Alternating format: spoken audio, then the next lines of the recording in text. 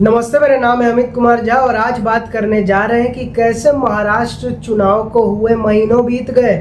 बिहार चुनाव करीब आ रहा है, लेकिन कांग्रेस और राहुल गांधी को इस बात से कोई मतलब नहीं है। अभी भी महाराष्ट्र चुनाव की ही बातें चल रही हैं कि कैसे धांधली हुई, क्या हुई, नहीं हुई, और कैसे इस वजह से कांग्रेस का फिर से पोल पट्टी चुनाव आयोग और भाजपा ने खोल दिया है। और आखिर कांग्रेस ऐसा करती क्यों है, पीछे का लॉजिक क्या है, आज इन्हीं सारे विषयों पे चर्चा करने जा रहे हैं। तो चर्चा की शुरुआत करते हैं कि महाराष्ट्र से।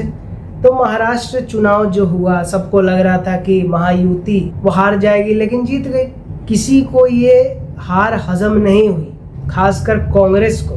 तो कांग्रेस ने लगातार एक के बाद एक आरोप लगाना शुरू कर दिए। जैसे कि राहुल गांधी ने एक बार कहा कि 76 लाख यानी कि 76 लाख से ज्यादा लोगों ने 6 बजते के तुरंत बाद ही वोट डाल दिया। कोई सेंस है इस बात का? उससे कोई मतलब नहीं है। चाटुकार लोग बोल रहा है राहुल गांधी ने क्या सवाल उठाया, लेकिन इस बात का कोई सेंस है? 6 बजते 76 लाख लोग पहुंच गया पोलिंग बूथ पे, अब वोट डालना है। बताओ हाल।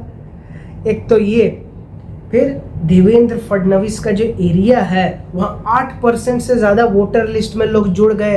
कैसे जुड़ गए, इसके पीछे साजिश है। सारा पोलिंग अधिकारी से लेके सब लोग मिले हुए हैं। केजरीवाल का डायलॉग जो है, सारे मिले हुए हैं जी। और सिर्फ राहुल गांधी ने ही सवाल नहीं उठाया, पूरी कांग्रेस ने। सबने प्रेस कॉन्फ्रेंस करके, सोशल मीडिया पे तब से लेके अभी तक सवाल ही उठा रहा है, कोर्ट में केसेस डलवा के। और हाल ही में आर्टिकल लिखा राहुल गांधी ने यही सवाल उठाते हुए।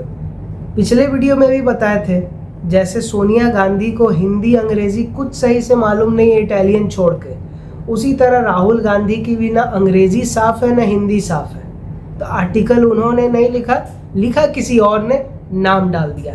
तो आखिर में कांग्रेस का मांग क्या है? मांग यही है कि जितना भी वोटर लिस्ट है सबको डिजिटली सार्वजनिक कर दो सबके सामने, और जो पोलिंग बूथ के इर्द गिर्द सीसीटीवी लगा रहता है वो सारा फुटेज भी जारी कर दो पब्लिक में। मतलब सबको पता चल जाए कौन किसको वोट डाल रहा है, ताकि बाद में उसको ठोके पार्टी वाला गुंडा सब। इसलिए वाह, गजब बात है भाई। जितनी बार राहुल गांधी की बात सुनो उतनी बार एक चेहरे पे मुस्कान आती है, जैसे कॉमेडियन का जोक सुन के आता है। और क्या सवाल उठाया? सवाल ये उठाया कि जो चुनाव आयोग ने नया निर्देश जारी किया है कि 45 दिन के अंदर में जो भी सीसीटीवी फुटेज रहता है उसको डिलीट कर दो, क्योंकि मिसयूज होने का खतरा रहता है। क्यों? क्योंकि 45 दिन के अंदर ही सुप्रीम कोर्ट का गाइडलाइन है कि कोई चैलेंज कर सकता है चुनाव नतीजे को लेकर, उसके बाद नहीं। तो उसके बाद उस फुटेज का फायदा कुछ नहीं। तो एक सिंपल सा लॉजिक के लिए ये निर्देश दिया, उसको लेके भी राहुल गांधी और कांग्रेस को लग रहा है साजिश है ये, साजिश। और वीवीपैट को लेकर तो सालों से सवाल उठा ही रहा है, इसमें तो कुछ नया नहीं है, इसमें भी उठाया। तो देवेंद्र फडणवीस ने कायदे से राहुल गांधी को जवाब दिया। वो क्या? वो ये कि एक तो सिर्फ मेरे ही इलाके में 8% नहीं बढ़ा है, सारे इलाकों में कई % बढ़ा है। क्योंकि वह नया नया नाम जुड़ता है, कुछ हटता है, आबादी बढ़ ही रहा है, तो हटने वाला से तो ज़्यादा जुड़ने ही वाला है। तो इसमें बढ़ गया परसेंटेज, तो कौन सी बड़ी बात है। और खुद का जब जीता है तो उसको लेकर तो कुछ नहीं कह रहा है। इतना ही दिक्कत है, पूरा प्रोसेस है। तो बोल दो महाराष्ट्र का सारा विधायक इस्तीफा दो, अपना सहयोगी को भी बोलो इस्तीफा दो। वो नहीं, सिर्फ भाजपा पे नजर है, दोहरा चरित्र है, ये नहीं चलने वाला। खिसियानी बिल्ली खंबा नोचे। और सुप्रीम कोर्ट ने ये वोटर लिस्ट डिजिटल रूप से जारी करने का, इसको लेके सुप्रीम कोर्ट पहले ही कह चुका है वो सब नहीं होने वाला। वीवीपैट को लेकर कह ही चुका है कि एक एक का मिलान होने वाला कभी है ही नहीं। और अभी कल परसों ही बॉम्बे हाई कोर्ट में किसी ने PIL जारी किया कि महाराष्ट्र चुनाव तो फर्जी है। चुनाव तब हुआ, अब PIL दायर कर रहा है। तो बॉम्बे हाई कोर्ट ने एक तो खारिज किया उसको, और साथ में कहा कि एक दिन बर्बाद। अब चुनाव आयोग तब से लेके अब तक राहुल गांधी और कांग्रेस को, सिर्फ महाराष्ट्र को ही नहीं, जब भी चुनाव में सवाल उठाता है विपक्ष, जवाब देता ही है। हैक करने के लिए बुलाया ईवीएम, किसी में साहस नहीं हुआ आने का। महाराष्ट्र को लेके भी राहुल गांधी को बुलाया कि आओ भाई, इतना आर्टिकल लिख रहा है, तथाकथित आर्टिकल, तो आओ सबूत लाओ कहाँ धांधली हुई है। तुम्हारे किसी कैंडिडेट ने तो सबूत नहीं दिया था उस 45 दिन के अंदर में, अभी भी तुमको डाउट ही है, लाओ सबूत। कांग्रेस ने कह दिया हम नहीं आएंगे, राहुल गांधी भी नहीं आएंगे। क्यों? क्योंकि मेरे पास वोटर लिस्ट नहीं है, पहले वोटर लिस्ट दो, हफ्ते भर का हम इंतज़ार करेंगे। हफ्ते क्या 10 साल इंतज़ार करो, कुछ नहीं मिलेगा। फिर चुनाव आएगा, फिर उसमें सवाल उठाना, फिर उसमें हारेगा, फिर उसमें सवाल उठाना। यही तो काम है कांग्रेस का, जीतना थोड़ी है, हारते रहना है, सवाल उठाते रहना है, मॉरल विक्ट्री।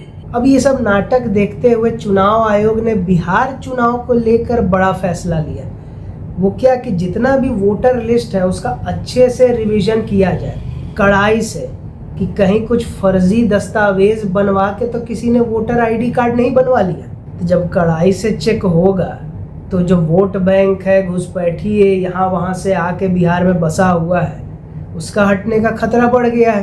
तो उसको लेके कांग्रेस कह रहा है कि ये चुनाव आयोग की साजिश है, कितने वोटर्स हट जाएंगे, लाखों लाख। मतलब इसको भी पता है कि लाखों लाख घुसपैठिया है और वो हट सकता है। तो मतलब चुनाव आयोग से कोई बात को लेके संतुष्टि नहीं है। महाराष्ट्र में भी सवाल उठाना है, बिहार में और कड़ाई कर रहा है तो वहाँ भी सवाल उठाना है। अब सवाल ये उठता है इसी सवालों में कि कांग्रेस ये सवाल उठाती क्यों है।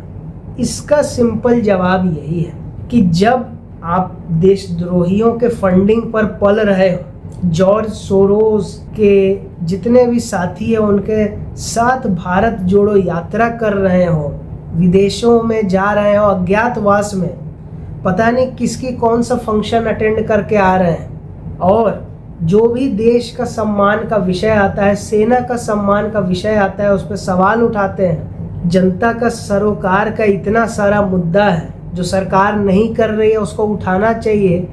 एक विपक्ष होने के नाते वो कुछ करना नहीं है। पेगासस तो राफेल तो क्या क्या, जिससे जनता का कोई लेना देना नहीं है, इसी तरह के झूठ मूठ के विषयों को उठाकर टाइम वेस्ट करना है। तो जब ऐसा विपक्ष को जनता से मतलब ही नहीं है तो जनता क्यों मतलब रखेगी तुमसे, इसलिए वोट नहीं देता है। तो ये जननायक की छवि पर असर नहीं पड़ेगा क्या? तो नाटक तो करना पड़ेगा, इसलिए ये नाटक है। और ये नाटक चलते आया था, चल रहा है आगे और दशकों तक यही चलेगा। बीएलओ है, कांग्रेस का खुद का हजारों हजार बूथ पे वर्कर है, अन्य पार्टियों का वर्कर है, और सबके सामने में धांधली हो गया। कोई सेंस है, लॉजिक है इस बात का? एक एक ईवीएम चेक होता है, सबको वोटर लिस्ट मिलता है, इसमें कौन सा ऐसा हो गया बड़ी बात कि लग रहा है चुपके से किसी ने कर दिया? सब खुलेआम ट्रांसपेरेंट तरीका से हो रहा है। भारत का जितना निष्पक्ष चुनाव दुनिया में कहीं नहीं होता, लेकिन सब मिले हुए हैं जी, सब फिक्स है, बोलते रहो। अब इससे होगा क्या कि एक तो बिहार में आरजेडी तेज प्रताप यादव के वजह से ऐसे ही फजीहत झेल रहा है, ऐसे ही आपस में खींचतान है पारिवारिक। कांग्रेस कोई भाव दे नहीं रहा है, वो महाराष्ट्र में ही अटका हुआ है। जितना राहुल गांधी का दौरा होता है उतना ही कांग्रेस में खटपट बढ़ रहा है, आरजेडी और अन्य सहयोगी के साथ खटपट बढ़ रहा है। तो होने क्या वाला है? वही जो इतने दशकों से हो रहा है कि फिर से इस बार एनडीए की ही सरकार बनेगी और आरजेडी कांग्रेस आपस में ही सिर फुटअव्वल करके बुरी तरह चुनाव हारेंगे। क्यों? क्योंकि पिछला बार तो एलजेपी ने वोट काट लिया था, इस बार 7 है। बम्पर जीत होगा, महाराष्ट्र जितना होना हो बम्पर जीत होगा बिहार में भी। वीडियो पसंद आया तो लाइक करें, नहीं आया तो तब तक देखें जब तक पसंद ना आए, उसके बाद लाइक करें। वीडियो ज़्यादा से ज़्यादा लोगों तक शेयर करें ताकि उनको पता चले कि जहां एक तरफ बिहार चुनाव का सरगर्मी तेज हो रहा है, वहीं अभी कांग्रेस महाराष्ट्र में अटका है कि कैसे वोटर लिस्ट में नाम बढ़ गया, कैसे जीत हो गई। अटके रहो और कमेंट करके ये बताएं कि वीडियो आपको कैसा लगा, आगे किस विषय पे देखना चाहेंगे। सब्सक्राइब करके द अवेयर आर्मी का हिस्सा बने ताकि टॉपिक कोई भी हो, खबर कोई भी हो, सही जानकारी के साथ सही विश्लेषण यहीं जानने और समझने को मिलेगा। और मेरा फॉर्मूला सिंपल है, खबर होगा तो वीडियो आएगा, खबर नहीं होगा तो फालतू में 1000 वीडियो एक ही विषय पे हम खींचने वाले नहीं है। मतलब भांति भांति की खबर सही जानकारी के साथ, सिर्फ यहीं और कहीं नहीं। और आप मेरे इंस्टाग्राम चैनल को भी फॉलो कर सकते हैं जो आपको दिख रहा होगा अपने स्क्रीन पर। और वीडियो देखने के लिए बहुत धन्यवाद।